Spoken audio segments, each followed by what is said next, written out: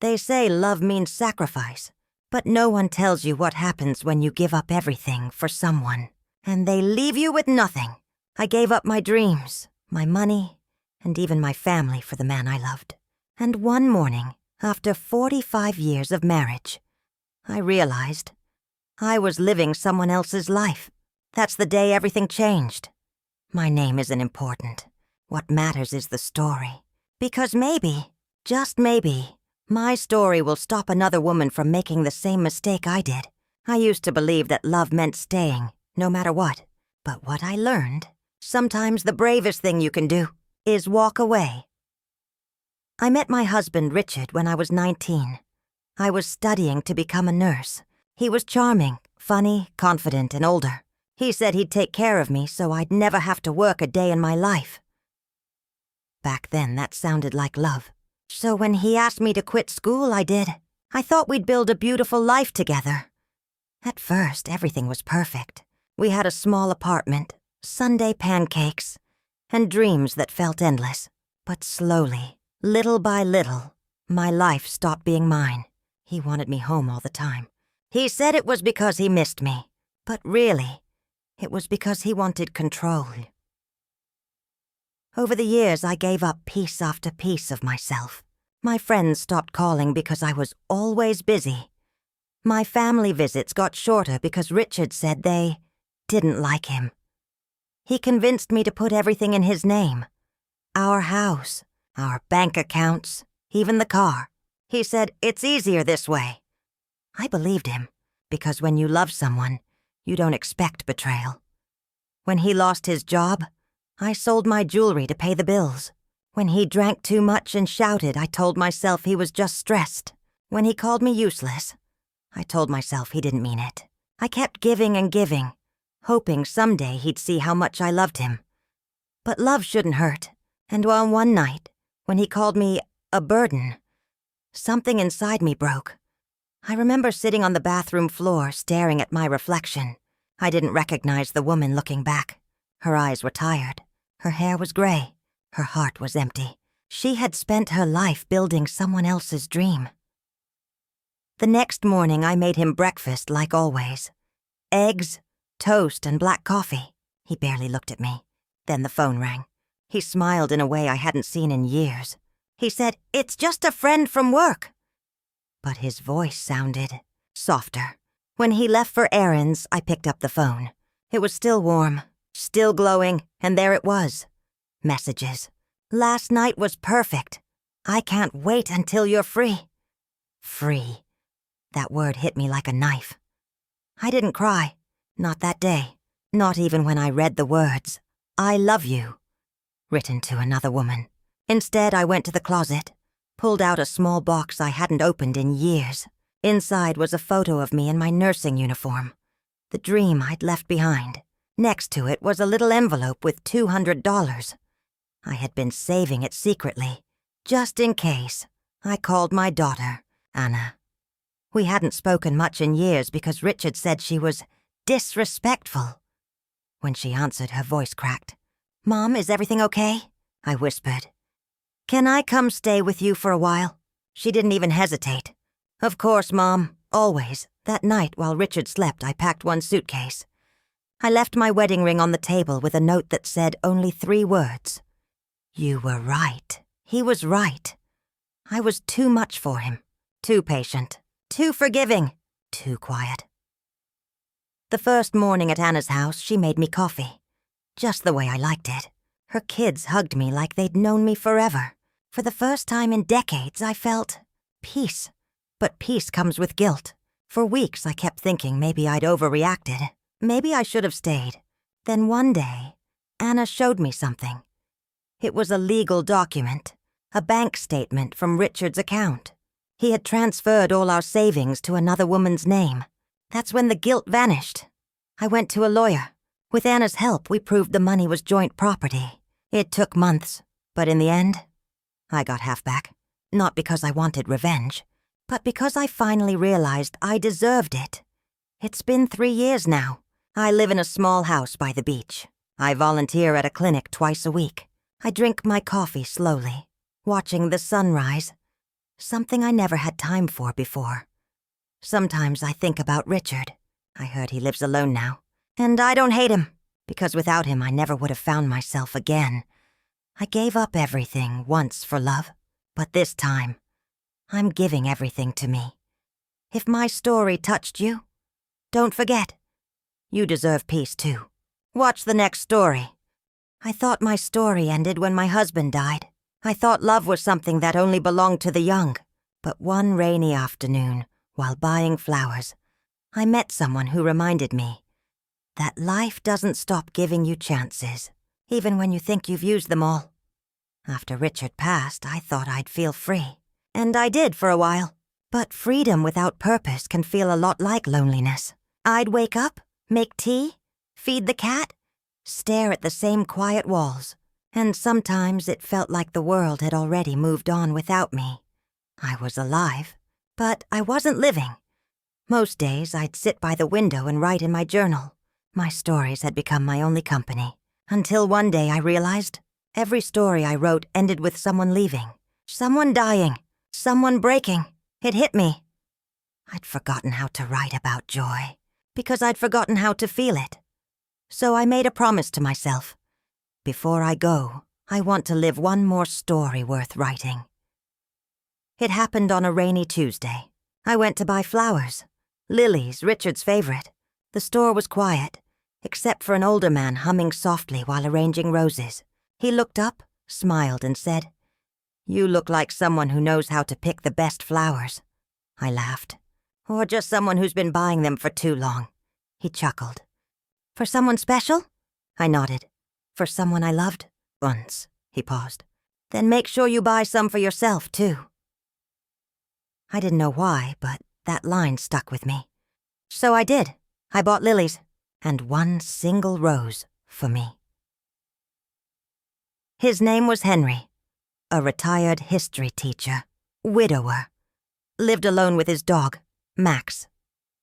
We started talking every Tuesday when I went for flowers. At first, just small talk. Weather, books, cats, his terrible sense of humor. But slowly, it became something more. He'd listen to my stories, really listen.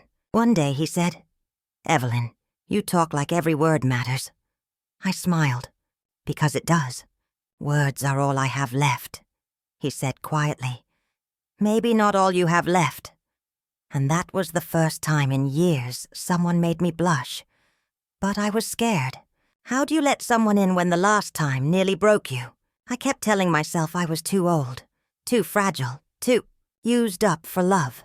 Then Anna, my daughter, saw me smiling at my phone one morning. She said, "Mom, who's making you smile like that?" I panicked. "Just a friend." She raised an eyebrow. "Well, that friend seems good for you." And that's when it hit me. I wasn't scared of falling in love. I was scared of being happy again. A few weeks later, Henry invited me to the park for coffee.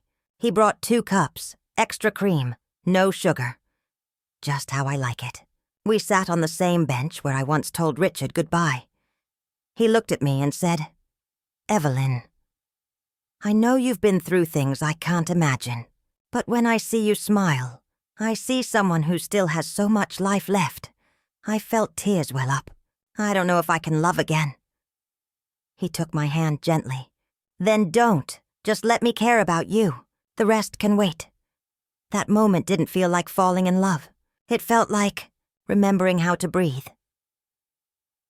3 months later, he took me to a small dance at the community center. I hadn't danced in 40 years. He extended his hand, smiling like a fool.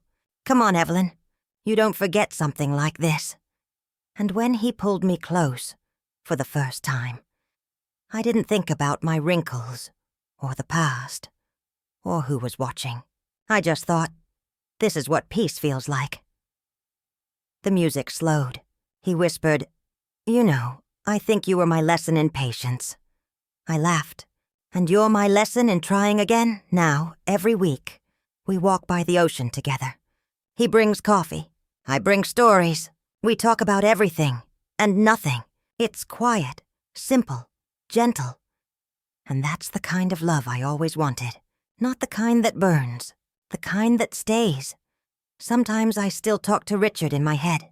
I tell him, "You were my past, but Henry is my peace." Because love doesn't end when someone leaves. It just changes shape. And sometimes it finds its way back to you. If this story touched your heart, wait till you hear what happens next. "Clara was my daughter," Henry said, his voice low and unsteady. The words felt like a sharp wind through my chest. For a moment, I couldn't even breathe. He'd never mentioned having a daughter, not once. And after all the time we'd shared, after all the nights he'd held my hand, all the promises of honesty, I realized I barely knew the man I loved. I sat down across from him. He looked smaller somehow. Shoulders slumped, eyes filled with the kind of sorrow that only comes from years of guilt. I didn't speak. I wanted him to fill the silence, to give me something to hold on to after a long pause. He whispered, "She doesn't know I'm alive." My heart dropped. "What do you mean?" I asked softly. He took a deep breath, his fingers tightening around the edge of the table. "I wasn't always the man you know, Evelyn. I made mistakes, terrible ones, and the worst of them was walking away." The room grew heavy. The clock ticked too loudly. The air felt thick. He continued, his eyes lost somewhere far away. "When my wife Margaret got sick, Clara was just a little girl. I was a coward. I couldn't face the hospital, the pain, the reality that the woman I loved was dying, and our daughter needed me more than ever. So I buried myself in work. I told myself I was doing it for them, for the bills, for the future.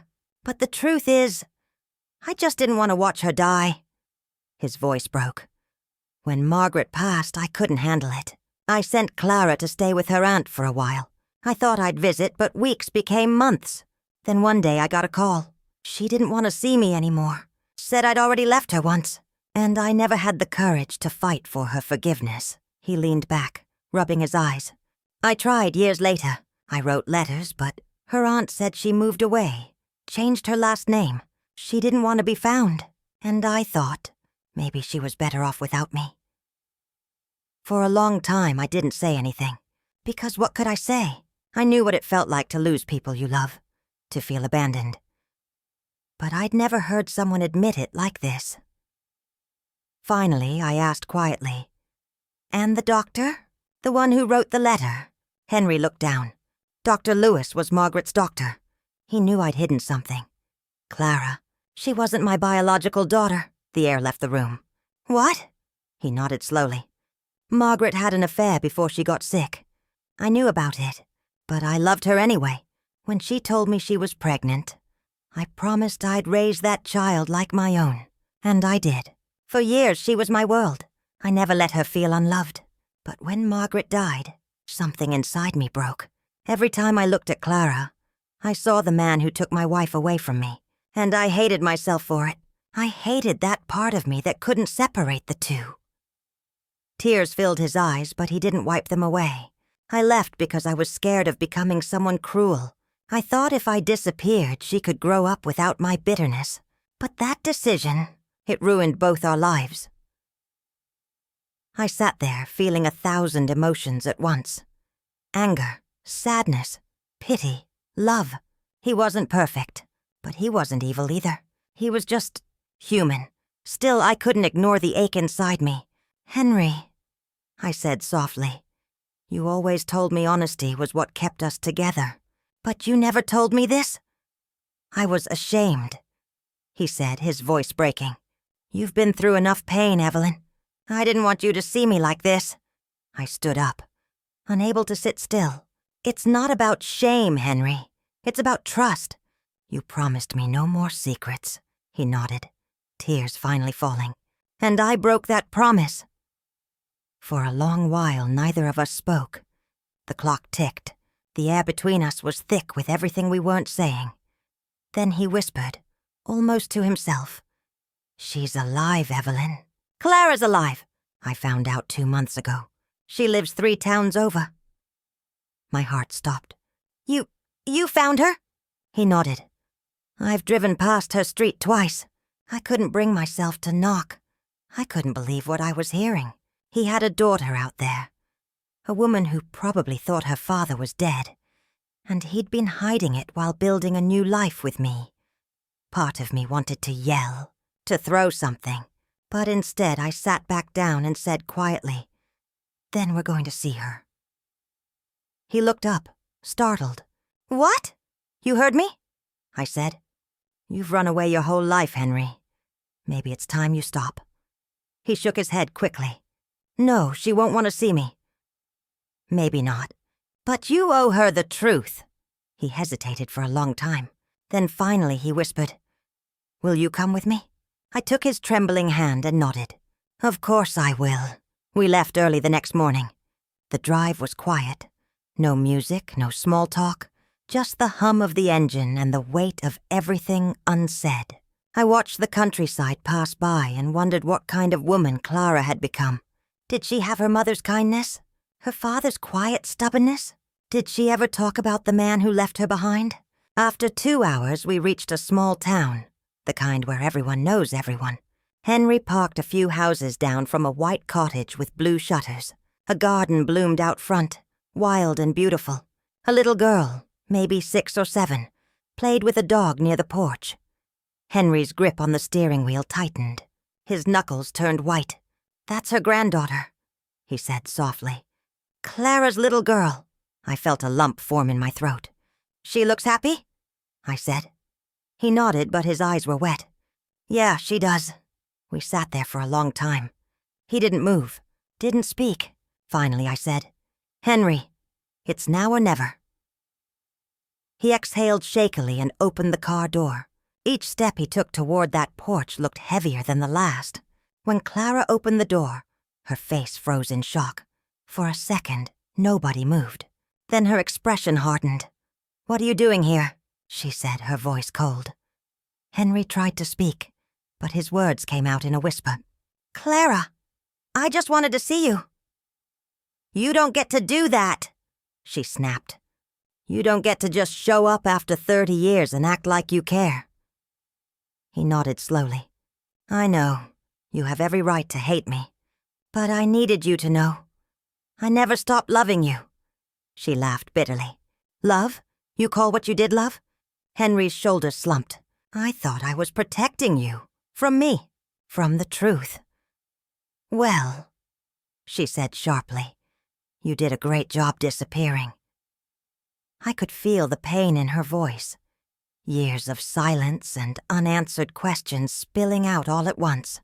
The little girl peeked from behind the door, her wide eyes curious. Henry noticed her and smiled softly. "She's beautiful," he said quietly. Clara hesitated. "You don't get to say that." He nodded. "You're right." Then, almost in a whisper, he said, "I just wanted to tell you I'm sorry. For everything."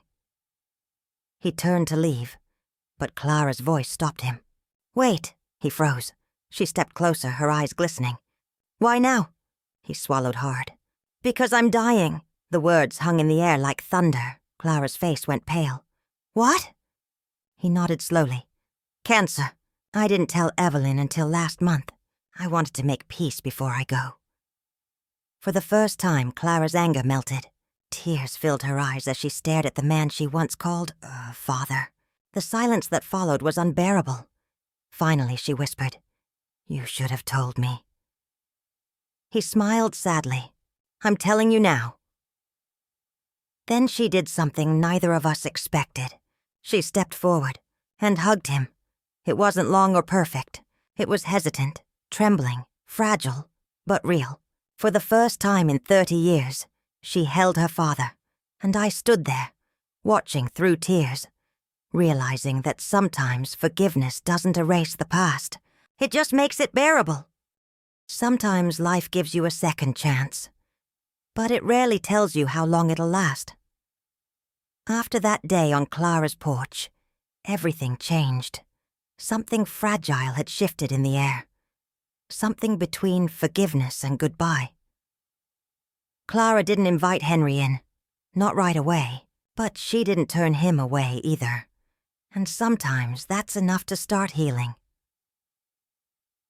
The next morning, Henry sat at our kitchen table staring at his coffee, untouched.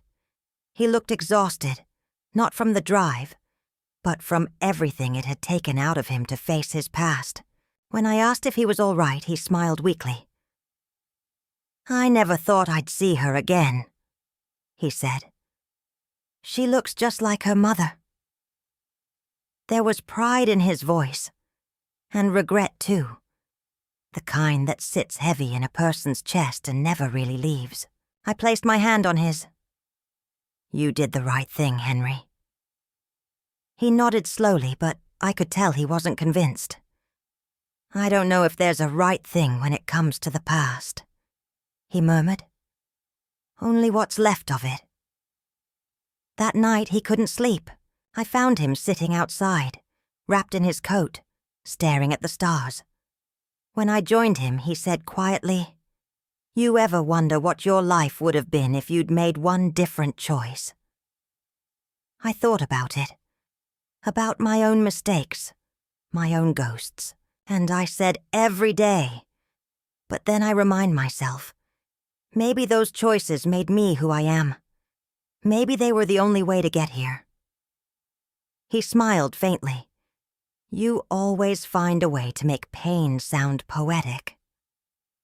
I leaned my head on his shoulder, maybe because it's the only way I know how to survive it. A week later, Clara called. She wanted to meet again. When I told Henry, he froze, his eyes wide. She wants to see me?" I nodded. "She said she's been thinking. She's not ready to forgive, but she doesn't want her daughter growing up without knowing her grandfather." Tears welled up in his eyes. "I don't deserve that kindness." "No one ever really does," I said softly. "But sometimes, life gives it anyway." We drove back to Clara's town the next day.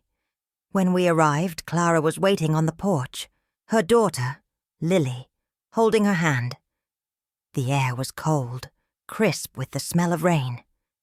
Henry hesitated, his hands trembling slightly. But Lily, sweet and innocent, ran straight to him. "Are you Grandpa Henry?" she asked brightly. Henry knelt, his eyes wet. "Yeah," he whispered. "Yeah, I guess I am." She smiled, and in that moment, something in him broke open. All the guilt, all the shame, all the years of silence melted in that child's laughter. He hugged her gently, as if afraid she might disappear. Clara stood watching, her expression unreadable. Then, slowly, she stepped forward. "Would you like to come inside?" she asked. Henry nodded, his voice barely a whisper. "I'd love that." Inside the house, time seemed to slow. Family pictures covered the walls. Moments he'd never been part of, birthdays he'd missed, smiles he hadn't earned. He looked at each one quietly, his eyes full of both pride and pain. Over dinner, Clara asked about his illness. Henry didn't sugarcoat it. "It's bad," he said simply. "But I'm fighting it." Clara bit her lip. "How long?" He hesitated. "Doctors say maybe a few months." The words hit like a storm. Clara looked down, tears forming, and Lily climbed onto her lap, confused by the silence. Henry reached out, his hand trembling slightly. "I didn't come back to make you sad. I just wanted to tell you I'm sorry, and that I never stopped thinking about you. Not one day." Clara met his gaze. "You hurt me, Dad. You left me when I needed you most." "I know," he said quietly. "And that's the thing I'll regret till my last breath." Silence filled the room again, heavy but not hostile this time. Then Lily broke it with a simple question. "Grandpa, will you come to my birthday next week?" Henry's eyes widened. He looked at Clara. Clara hesitated, then nodded. "If you're feeling okay, you can come." And for the first time in a long time, Henry smiled. Not the polite kind, but the real one, the kind that reaches the eyes. The next week became a kind of miracle. Henry spent time with Lily, telling her stories about old towns, sunsets, and paper airplanes. He laughed more than I'd seen in months. Clara started to soften too. Small things at first. She'd bring him tea, ask about his favorite music, smile when he made Lily laugh. It wasn't forgiveness yet, but it was something close, a crack in the wall between them. Then came Lily's birthday. Henry wore his old brown sweater, the one he said made him feel less like a ghost. We baked a cake together, though I did most of the mixing. His hands weren't steady anymore. When we arrived, Clara had decorated the house with balloons and flowers. As Lily blew out her candles, Henry leaned in and whispered, "Make a wish, sweetheart." She grinned. "I already did." He laughed softly. "And what did you wish for?" She looked at him, her eyes shining, "That you won't be sick anymore." His smile faltered. He blinked back tears and hugged her tight. "Thank you, my little angel," he whispered. That night, after everyone had gone to bed, Clara found Henry sitting on the porch, staring at the stars again. She sat beside him in silence for a while before speaking. "Mom used to tell me the stars are people who left us," she said. "That when one falls, it means someone we love is saying goodbye." Henry nodded, eyes misty. "She used to tell me that too." Clara looked at him. "You know, I hated you for a long time." "I know," he said softly. "You had every reason to." She swallowed hard.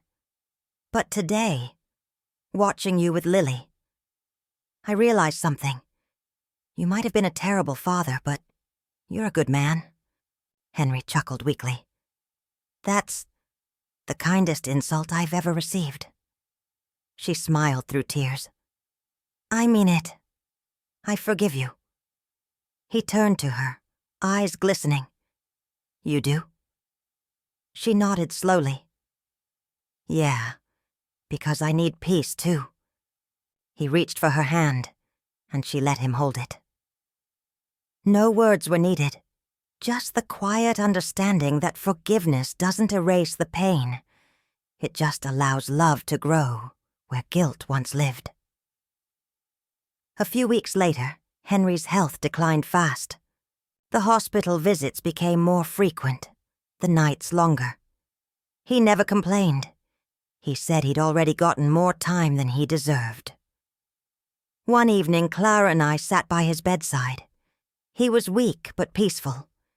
He looked at both of us and said, "Promise me something." Clara leaned in. "Anything." "Don't waste your life hating people," he said softly. "It's the only thing that truly kills you before your time." I squeezed his hand, tears spilling down my cheeks. He smiled faintly. "You've both given me more than I could ever ask for. Forgiveness, family, love. Thank you." Clara pressed her forehead against his. "I love you, Dad." He smiled. "I love you too, my little girl." And with that, he closed his eyes. We buried Henry under the oak tree by the old hill. His favorite place to watch sunsets. The sky was pink and gold that evening, like it knew it was saying goodbye. Clara stood beside me, holding Lily's hand. She whispered, "He wasn't perfect, but he tried." I nodded. "That's all any of us can really do." As we left, Lily turned to me and said, "Grandma Evelyn, do you think Grandpa's one of the stars now?" I smiled through tears. "Yes, sweetheart. And I think he's shining the brightest one tonight." That night, I sat by my window with my diary, the same one I'd written in since I was a young girl. I opened to a fresh page and wrote, He taught me that love doesn't end when life does. It lingers, in the words we said, in the hugs we shared, and in the people who carry us forward. Then I closed the book and whispered to the empty room, "Good night, Henry. If this story touched your heart, there's another one waiting in Grandma's diary. Don't miss it." 3 years after I left my husband, I thought I had finally moved on. Until one day, he showed up at my doorstep, begging. He said he'd changed, that he missed me, that he wanted to start over. But the truth? He wasn't ready for the woman I'd become. And that day, he realized something he never expected. I didn't need him anymore. People think healing ends when you leave, but leaving is just the beginning. I thought freedom would feel easy, but it's not. It's quiet. It's lonely. It's uncomfortable, but it's real. And when you've lived a lifetime in someone else's shadow, real is worth everything. After I left Richard, my daughter Anna tried to fill every silence with love. She'd call me every morning. The grandkids would sneak into my bed just to cuddle. For the first time, I felt seen. But at night, when everyone was asleep, I'd lie there staring at the ceiling. 45 years is a long time to erase. You don't just forget a man you spent your life with. Even if he hurt you, there's a strange kind of pain that comes with missing the person who broke you. Some nights I'd catch myself whispering his name, and then I'd feel disgusted, because I didn't miss him. I missed the version of me that believed in forever. So I started to rebuild, one tiny trembling step at a time. At 68, I took a part-time job at a local clinic, folding gowns, organizing files. It wasn't glamorous, but it gave me something Richard never did. Purpose. I made friends. There was Linda, who always brought extra muffins for the staff, and Joe, the security guard, who told the same joke every morning. I'd laugh anyway, because laughter, real laughter, felt like air after drowning. One afternoon, a young nurse asked me, "Miss Evelyn, how did you stay married for 45 years?" I smiled softly. "I didn't stay," I said. "I survived." She looked confused. So I added, "There's a difference." 6 months later, a letter arrived in my mailbox. No return address, but the handwriting. I knew it instantly. Richard. My hands shook as I opened it. It said, "Evelyn, I'm sorry. I was a fool. The woman I left you for. She took everything. The money, the house, even my pride. I've been sick, alone. I don't have anyone. Please, just talk to me." I sat there for hours, the letter trembling in my hands. Part of me wanted to rip it up. Another part wanted to help, because even after everything, I still cared. That's the hardest part of love. It doesn't disappear just because it hurts. 2 weeks later, I saw him. He came to the clinic, thinner, older, his eyes dull. The man who once looked untouchable now looked human. "Evelyn," he said softly. I froze. The world felt smaller. He coughed, holding his chest. "Can we talk?" Against my better judgment, I agreed. We sat in the park behind the clinic. He started crying. Real tears. "I ruined everything," he said. "I don't know who I am without you." I looked at him for a long time, and for the first time, I didn't see my husband. I saw a stranger who'd once had my heart and thrown it away. I said quietly, "You were my whole world, Richard, but I was never yours." He reached for my hand. I pulled it away. That night, he called again. He said he wanted to make things right, that he missed my cooking, my voice, my touch. He said, "We can be happy again, Evelyn. I'll change." And for a split second, I almost believed him, because I wanted to. But then I remembered the woman on the bathroom floor, the one who begged herself to keep going when he broke her. So I said the words I should have said decades ago. "Richard, you don't need me. You need to learn how to live without destroying the people who love you." He went quiet. Then he said, "So, this is goodbye?" I took a deep breath. "No, Richard. This is finally goodbye." And I hung up. For the first time in my life, my hands didn't shake. That same weekend, I went to the beach. The air smelled like salt and freedom. I closed my eyes and whispered, "You did it, Evelyn. You finally did it!" There was no music, no applause, just waves. But it was enough. I started journaling, calling it From Grandma's Diary. Stories of pain, love, and strength. People started reading. They'd write letters saying, "Your story gave me the courage to leave." Or, "You made me realize I'm not alone." And that's when I knew my pain had a purpose. A year later, I got a call from a hospital. It was Richard. He was dying. Liver failure. No family, no friends. They asked if I wanted to visit. I didn't know what to say. After 2 days of thinking, I went. He looked small, fragile, almost childlike. His eyes lit up when he saw me. "Evelyn, you came." I nodded. "I did." He whispered, "I'm sorry." And for the first time, I believed him. I held his hand, not out of love, but out of closure. When he took his last breath, I didn't cry. I just said softly, "I forgive you." Because forgiveness wasn't for him. It was for me. It's been 5 years now since that day. I still live by the ocean. I still write my stories. Not about pain anymore, but about healing. Sometimes I look at the sunset and think about the girl I once was, the one who gave up everything for love. And I smile because she finally got it back. Not from a man, but from herself. If you felt this, don't stop here.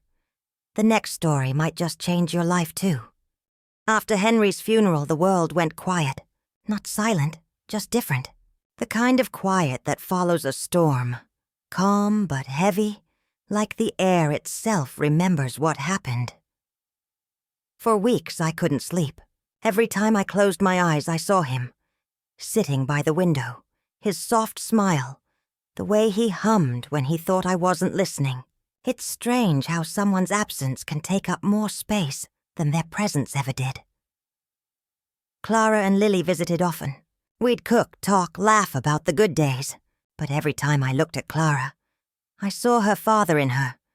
The same stubborn chin, the same quiet strength. And I wondered if she felt what I did, that something was still unfinished. Because the thing about love, it doesn't end when someone's gone. It lingers in the empty chair, in the smell of old letters, in the little moments you wish you'd held on to longer. It was a rainy Sunday afternoon when it happened. I was cleaning Henry's old desk, the one we'd promised to sort next week. A week that never came. The drawer stuck halfway, like it didn't want to be opened. When I finally forced it, a stack of papers slid out. Old receipts, faded postcards, and one envelope sealed with wax. On the front, written in his uneven handwriting, were the words, "For Evelyn, to be opened when I'm gone." My hands trembled. For a moment, I couldn't breathe. It felt like he was there again. Like he'd been waiting for me to find it all along. I sat down, lit a candle, and opened the letter. Inside were 3 pages, carefully folded, written with the same shaky pen he'd used in his last days. The first line broke me. "If you're reading this, it means I finally did what I feared most. Left you." I could almost hear his voice. Soft, steady, full of that quiet humor that made even pain sound poetic. He wrote about everything. His regrets, his mistakes, and the things he never found the courage to say aloud. "Evelyn, I spent most of my life running from my own shadow. But with you, I finally stopped. You were the calm after every storm I caused. You didn't save me. You reminded me I could still be worth saving." Tears blurred my vision. I set the letter down, my chest aching. I thought I'd cried all the tears I had left, but somehow there were more. The second page was addressed to Clara. Tell her I loved her, even when I didn't know how to show it. I wanted her to have a life without the weight of my mistakes. But if she ever forgives me, tell her she saved me in the end. I folded that page carefully, setting it aside to give to Clara later. The last page was short, only a few lines, but they hit harder than anything else he'd written. "I left something for you. Not money, not things. Go to the old oak tree by the hill where we used to sit. Dig just beneath the roots. You'll find what I never could say in words. My breath caught.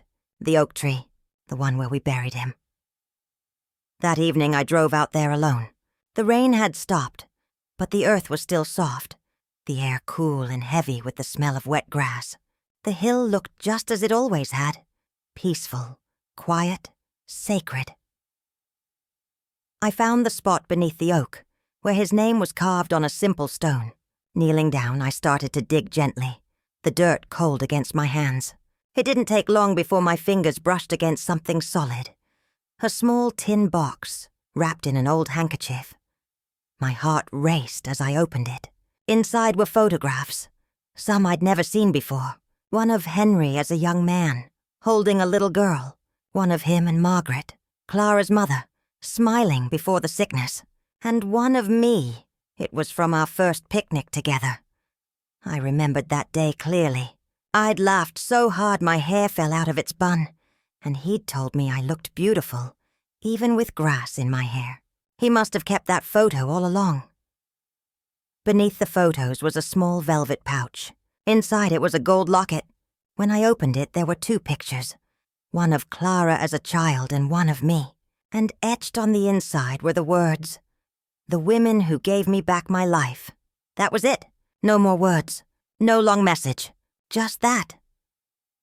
I sat there for a long time, the box in my lap, the sun setting behind the hill. I cried, not out of sadness, but something deeper. It was gratitude, peace, closure. For so long I'd been haunted by my past, by the people I'd lost, the chances I never took. But in that moment I realized something. Every loss had led me here. Every heartbreak, every wrong turn, every lonely night. They'd all been leading to this quiet, golden peace. A week later I went to see Clara. She was sitting on the porch, watching Lily chase butterflies in the garden. When I handed her the second page of Henry's letter, she hesitated before opening it. As she read, her eyes filled with tears. When she finished, she folded it carefully and pressed it to her chest. "He really loved you," she said quietly. "And he really loved you," I replied. "He just didn't know how to show it," she nodded. "I think I finally understand that now." I reached into my bag and pulled out the locket. "He wanted you to have this," I said, placing it in her palm. Clara opened it, gasped softly, then smiled through tears. "He put us together," she whispered. I nodded. "You both gave him something to live for." She closed her hand around the locket and looked up at the sky. "Do you think he can see us?" I smiled. "If love leaves a mark on this world, then yes. He's watching right now." That night I returned home and sat by my window again, the diary open in front of me. I wrote slowly, letting the words come as they wished. Grief isn't about forgetting. It's about remembering with more love than pain. Henry taught me that forgiveness isn't about the other person. It's about freeing yourself. And maybe that's what growing old really means. Not losing people, but learning to carry them differently. As I wrote, the wind rustled through the trees outside. I looked up, half expecting to see him sitting in his old chair, humming under his breath. And for a second, I swear I did. Or maybe it was just the candlelight playing tricks on my tired eyes. Either way, I smiled, because somewhere, in a place I couldn't see, I knew he was still with me. The next morning, Lily came running up to me with a wide grin. "Grandma Evelyn," Mommy said, "we're planting flowers by Grandpa's tree." I laughed softly. "What kind of flowers?" "Sunflowers," she said proudly, "because they always face the sun, even when it rains." I felt a lump in my throat. "Then that's perfect," I said. As we planted them together, I realized something. Henry hadn't really left anything behind. He became what he left, in Clara's courage, in Lily's laughter, in the stories we'd carry for the rest of our lives. When we finished, Lily looked up at the sky and waved. "Hi, Grandpa," she said, her little voice full of joy. And for the first time since he'd gone, I didn't feel like crying. I just smiled. Because maybe, just maybe, this was the kind of ending Henry had always wanted. Not perfect, not painless, but full of love. That night, I closed my diary once more and whispered into the dark. Some stories never really end. They just find new hearts to live in. And somewhere beyond the stars, I hoped Henry heard me. If this story touched your soul, there's another one waiting in Grandma's diary. And it might just change how you see love forever. I thought I'd written the last page of my story, after Henry's letter, after the oak tree, after the peace I found that day. I truly believed there was nothing left to tell. But life has a way of whispering reminders when you think the story's done. And sometimes it whispers a truth you've spent your whole life trying to forget. It started with a box, a small wooden one. The kind you'd find in old attics or forgotten corners of the past. Clara found it when she was helping me clean the shed behind the house. "Mom, what's this?" she asked, brushing off the dust.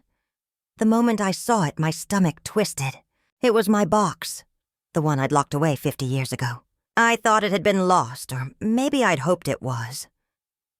"Just some old memories," I said too quickly, taking it from her hands. She looked curious, but she didn't ask again. I told her I'd take care of it. That night, I placed it on my table, the candle flickering beside it. I stared at the rusty lock, my hands trembling slightly. It was strange how something so small could hold so much weight. Inside that box was a secret I'd promised myself I'd never share. But now, after everything, after Henry's truth, after Clara's forgiveness, maybe it was time for mine. When I was 21, before I met Henry, there was another man. His name was Samuel. He wasn't like Henry. Henry was calm, patient, thoughtful. Samuel was alive, the kind of man who could make you feel like you were standing on the edge of a storm, terrified and thrilled all at once. He was a musician, always traveling, never staying in one place too long. He'd show up in town with a guitar on his back and a smile that made you forget your name. And for a few months, he made me believe in magic. But magic doesn't last. When the winter came, he left. Said he'd come back after his next tour. He never did. A few weeks later, I found out I was pregnant. Back then, being unmarried and pregnant was more than shame. It was exile. My parents were furious. My mother cried for days. My father refused to look at me. The whispers in the town were unbearable. I thought about running away, but I had nowhere to go. So I made a choice, the hardest one of my life. I gave the baby up. A kind couple from another town adopted her. They were good people, couldn't have children of their own. I told myself it was the right thing, that she'd have a better life. And maybe she did. But every year on her birthday, I'd write her a letter I could never send. Letters full of apologies, love, and the kind of what-ifs that keep you awake at night. When I met Henry, I never told him. I couldn't. He was kind, but back then people didn't understand. They judged, so I buried that part of me. But secrets have roots, and no matter how deep you bury them, they always find their way back to the surface. When Clara was born, something inside me broke. I held her tiny hands, and all I could think of was the baby I'd lost. For a moment, I wanted to tell Henry the truth, but I didn't. I was afraid he'd look at me differently. So I carried that guilt for years, quietly, carefully, hidden under smiles and bedtime stories. Now, sitting in that candlelight, I opened the box. Inside were all those letters, yellowed, faded, some smeared with tears, and on top, a photograph. A young woman, my daughter, holding her own baby.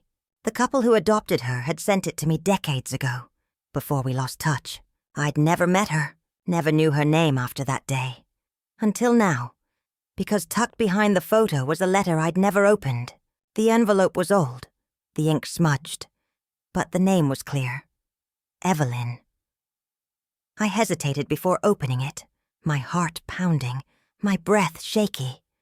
Inside the handwriting was delicate, unfamiliar, but it started with words that made my hands tremble. Dear Mother, I don't know if you'll ever read this. I don't even know if this address is still yours. But I needed to try. I could barely breathe as I read. I grew up knowing I was adopted. My parents were wonderful, kind, loving, everything you'd wish for me. But there was always this emptiness, this question I couldn't shake. Who was she? Why did she let me go? My tears fell onto the paper. I'm not angry. I think I understand now. Sometimes love means leaving before you destroy someone's future. If you ever think of me, I want you to know I turned out okay. I'm happy. I have a little girl now. Her name is Clara. The letter slipped from my hands. For a moment the world stopped moving. The candle flickered, and I could swear the room tilted. Clara. No, it couldn't be. My mind raced, my heart pounding so loud I could barely hear my own thoughts. Clara. My Clara. Her mother, the woman Henry married before me. Her name was Anna. But what if Anna wasn't just Henry's first love? What if she was my daughter? I didn't sleep that night. I sat by the window until the sky turned pale with dawn. I thought about every moment, every coincidence, every feeling I couldn't explain. How I'd always felt something deeper with Clara. Something unspoken, something beyond words. How the first time I held her, I felt a strange, familiar ache in my chest. How her laughter sometimes reminded me of my mother's. It all made sense now. Henry didn't know. He couldn't have known. Anna died young. He'd told me that. He said she was strong, kind, and carried a sadness she never explained. Now I knew why. She knew who I was. She must have known the truth, and never told him, never told anyone. The next morning I took the box and the letter to the oak tree. The sun was just rising, the light soft and gold. I sat beneath its branches and let the breeze move through my hair. For the first time in my life, I whispered her name. Anna. I told her everything I'd never been able to say. How sorry I was, how proud I was, how much I loved her, even from a distance. And when I was done, I buried the box there, right beside Henry, because somehow, in the end, all the roads of my life had led to this one place. Later that day, Clara stopped by with Lily. She brought me flowers. Sunflowers again. We had tea in the garden, the kind of quiet afternoon that feels like forever in disguise. Mom, she said suddenly, Lily's been asking about family lately, about where we come from. I smiled softly. What did you tell her? That it doesn't matter where we start. It's who we love along the way that makes a family. My heart tightened, but I smiled through it. She's a smart little girl, I said. She gets it from you. Clara replied, grinning. I looked at her. Really looked. Her eyes, her smile, her kindness. She was her mother's reflection, my daughter's reflection. And though I'd never tell her, I didn't need to. Some truths are meant to be felt, not spoken. That night I opened my diary again. The pages were nearly full now, but I wrote anyway. Some stories don't end in the way we expect. They twist, they loop, they find their way back home when you least expect it. I used to believe my life was built on loss. But now I see it was built on love, disguised as loss. I didn't lose my daughter. I found her again, through her child. Maybe that's how love works. It doesn't disappear. It just finds another name. I closed the diary, blew out the candle, and looked out the window at the stars. For the first time in decades, I didn't feel haunted. I felt whole. If this chapter moved you, wait till you hear what Grandma reveals next. It might change how you see family forever. They say when you grow old, you begin to live in memories more than in moments.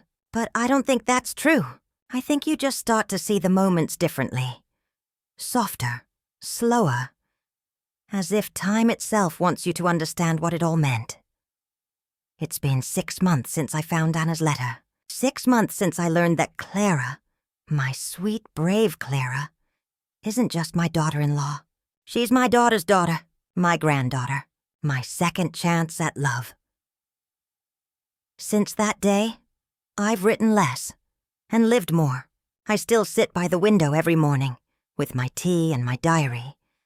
But the words come slower now, not because there's nothing to say, but because I've finally said everything I needed to. Last week, Lily came home from school, holding a little notebook. She said it was for a family project. Her eyes sparkled as she asked, "Grandma, can you tell me a story from your life? Something that really happened to you?" I laughed. "Sweetheart, which part do you want? The happy one or the sad one?" She thought for a moment and said, "The real one." So I told her the story. Not all of it, just enough. About how love can be hard, but it's still worth fighting for. About how forgiveness can take years, but when it comes, it feels like sunrise. And how even when people leave, they never really go. She listened, wide-eyed, her small hands resting in her lap. When I finished, she looked at me with that innocence only children have and said, "I think Grandpa would be proud of you." I smiled. I hope so. Then she asked, "Can I have your diary when you're done with it?" That question stayed with me all night. The next morning, I opened my diary again. The pages were worn, the ink faded, but the memories, oh, they were alive. I ran my hand over the cover, feeling the small cracks on the leather, the faint scent of lavender from years ago. Inside were decades of my life. Love, loss, mistakes, forgiveness, second chances. Each page was a heartbeat, each story a piece of the woman I had become. And now, it was time to write the last one. "To whoever finds this," I began. "This diary isn't just my story. It's a reminder that even broken hearts can keep beating. I've loved deeply, lost painfully, and found peace slowly. But I did find it, and that's what matters." I paused, looking out the window. The oak tree was visible from here, standing tall against the sunset. Its branches swayed gently, and for a moment I imagined Henry there, smiling, waiting. "If you ever think life has taken too much from you," I continued writing, "remember this. You still have time to give. Give love, give forgiveness, give someone a story worth remembering." That afternoon, Clara came over with Lily again. We had soup, laughed about Lily's drawings, and sat outside as the sun dipped behind the hill. Clara said softly, "You've been quieter lately. Are you feeling okay?" I smiled. "I'm more than okay. I think I've just been listening." "To what?" she asked. "To life," I said. "It's funny. It still has things to say, even when you think you've heard it all." She reached over and held my hand. For a while we sat in silence. The kind of silence that's full, not empty. Then Lily came running from the garden, holding something in her hand. It was a sunflower, one of the ones we planted months ago near Henry's tree. She handed it to me. "This one's for you, Grandma." I took it gently, smiling. "Thank you, sweetheart." She grinned. "Do you think Grandpa can see them now?" I nodded. "Oh, yes, and he's smiling right now, just like you." That night, after they left, I sat by my window again. The moon was full, silver light spilling across the floor. I opened the diary one last time and wrote, "Tonight I am not afraid, because I've lived enough to know that endings aren't sad. They're just beginnings in disguise. One day, Lily will read this, and maybe she'll see herself in these pages. Maybe she'll learn that strength isn't about never breaking.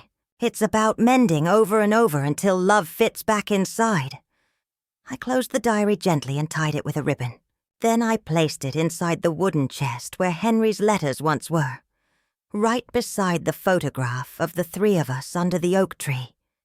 The same tree that had held all our secrets, our goodbyes, and our forgiveness.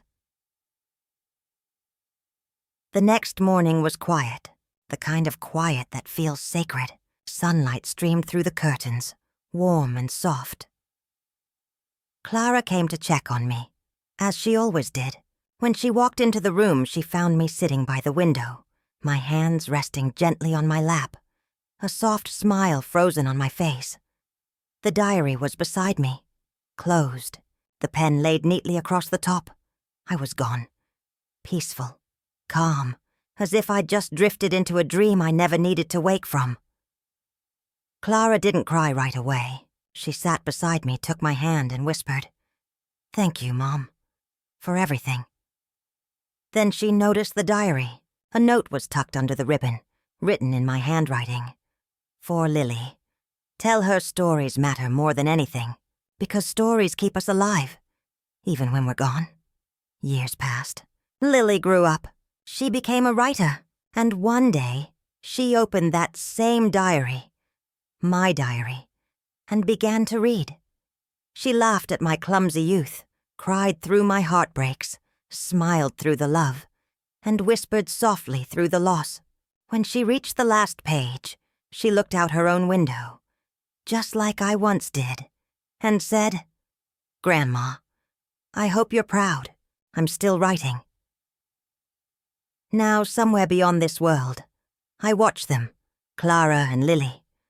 My heart full, my soul quiet, because in the end that's all I ever wanted. Not a perfect life, not a flawless legacy, just to be remembered with love. And I am. Every time Lily picks up that diary, every time Clara smiles at the oak tree, every time someone listens to one of my stories. I live again. This is the last page of Grandma's diary. But remember, no story ever really ends. It just waits for someone new to start writing. If Grandma's story touched your heart, keep her words alive. Watch the next story from Grandma's diary and carry her lessons forward.